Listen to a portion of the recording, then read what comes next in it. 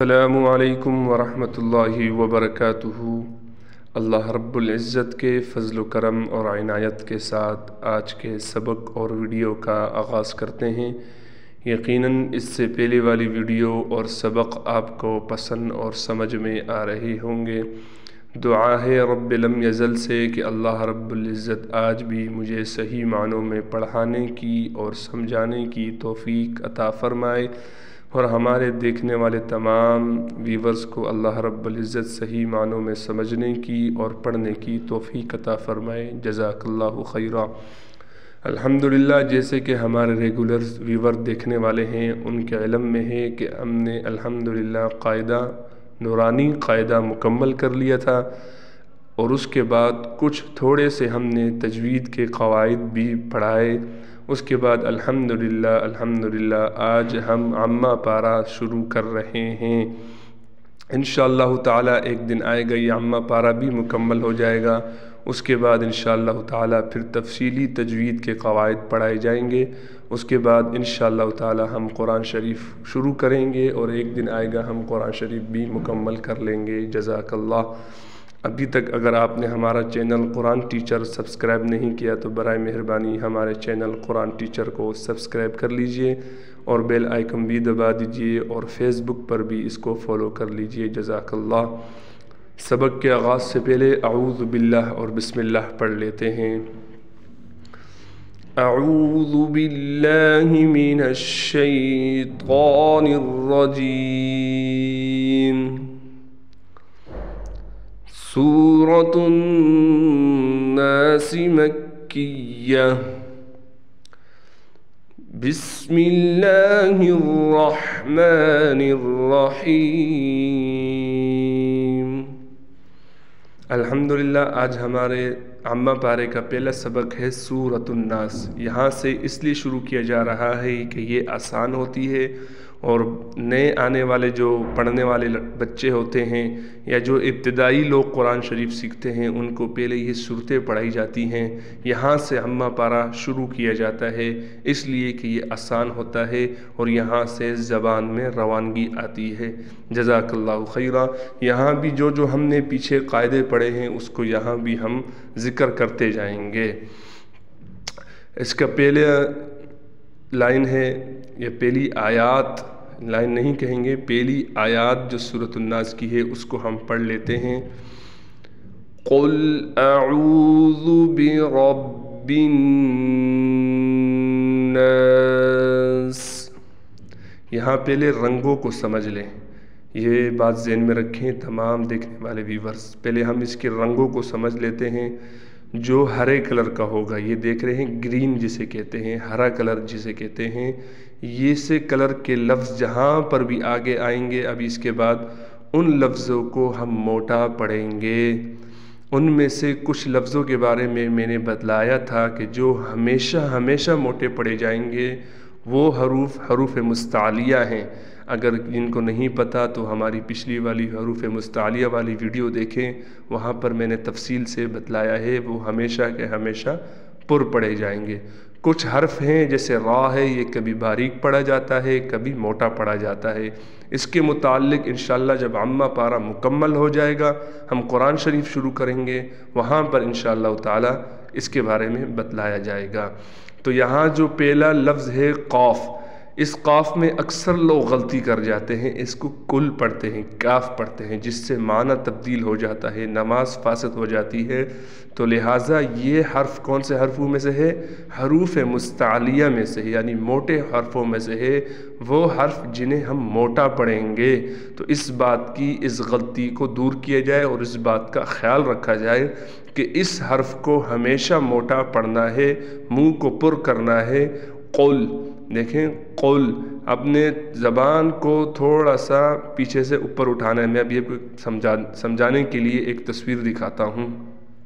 یہاں پر آپ دیکھیں غین ہے، غین بھی حروف مستعلیہ میں سے ہے۔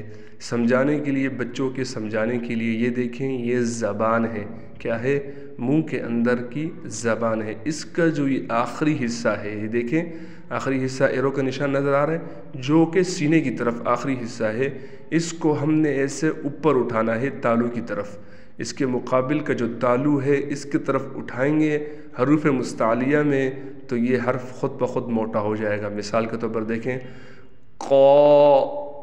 قالو، غین، غین، دیکھیں اس زبان کو پیچھے سے ہم نے کیسے اٹھانا ہے۔ یہ تصویر آپ دیکھ رہے ہیں، یہاں پر آپ کو سمجھایا جا رہا ہے کہ پیچھے سے زبان کو آپ نے کیسے اٹھانا ہے جس سے حرف موٹا ہو جائے گا۔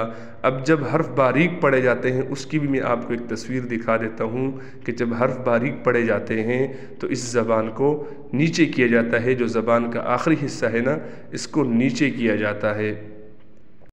یہاں پر آپ تصویر میں دیکھیں یہاں دیکھیں زبان کو اوپر نہیں اٹھایا گیا، یہاں دیکھیں حمزہ کو ہم ادا کر رہے ہیں، زبان کو اوپر تالو کی طرف نہیں اٹھایا گیا بلکہ اپنی حالت پر رکھا گیا، جبکہ حروف کو موٹا کرتے ہوئے یہ ایرو کا نشان دیکھ رہے ہیں آپ، یہاں سے زبان کو اوپر اٹھایا جاتا ہے۔ جزاک اللہ، یقیناً آپ کو سمجھ میں آ گئی ہوگی کہ موٹے حروف کو ادا کرنے کے لیے زبان کا آخری حصہ اوپر تالو کی طرف یعنی اوپر جو گوشت ہے اس کی طرف اٹھایا جاتا ہے۔ جزاک اللہ، سبق کی طرف چلتے ہیں۔ تو یہاں پر اکثر لوگ تالو کی طرف زبان کو نہیں اٹھاتے جس سے کاف نکل جاتا ہے اور اس سے معنی اور نماز فاسد ہو جاتی ہے، معنی میں تبدیلی آنے سے انسان گناہ گار ہو جاتا ہے، تو اس بات کا ہم نے خیال رکھنا ہے۔ تو چلو پڑھتے ہیں قل اعوذ برب الناس، یہاں بھی گرین ہے را، اس کو بھی موٹا پڑھیں گے، جہاں پر را گرین آ جائے وہاں موٹا پڑھیں گے۔ اس کا قاعدہ کیا ہے وہ انشاءاللہ آگے چل کر بتلایا جائے گا۔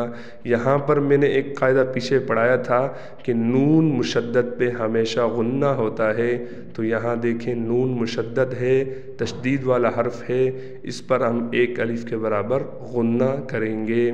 دوبارہ پڑھتے ہیں، تمام چیزوں کو سوچتے ہوئے اور سمجھتے ہوئے آپ بھی میرے ساتھ پڑھیں۔ قل اعوذ برب الناس، اگلی آیات پڑھتے ہیں، مالک الناس، یہاں بھی نون میں تشدید ہے، ادھر ہم غنہ کریں گے۔ الہ الناس، الہ الناس، آگے من شر الوسواس الخناس، یہاں بھی ایک لوگ غلطی کرتے ہیں جو کہ آگے چل کے انشاءاللہ اس کے بارے میں تفصیلی بات کی جائے گی، یہاں پر صرف اشارہ دیتا ہوں کہ یہ را ہمیشہ باریک پڑھا جائے گا جس پر زیر ہے، ٹھیک ہے۔ بعض لوگ اس کو موٹا پڑھتے ہیں جو کہ غلط ہے، اس کو ہم نے باریک پڑھنا ہے۔ دوبارہ ایک بار پڑھ لیتے ہیں، من شر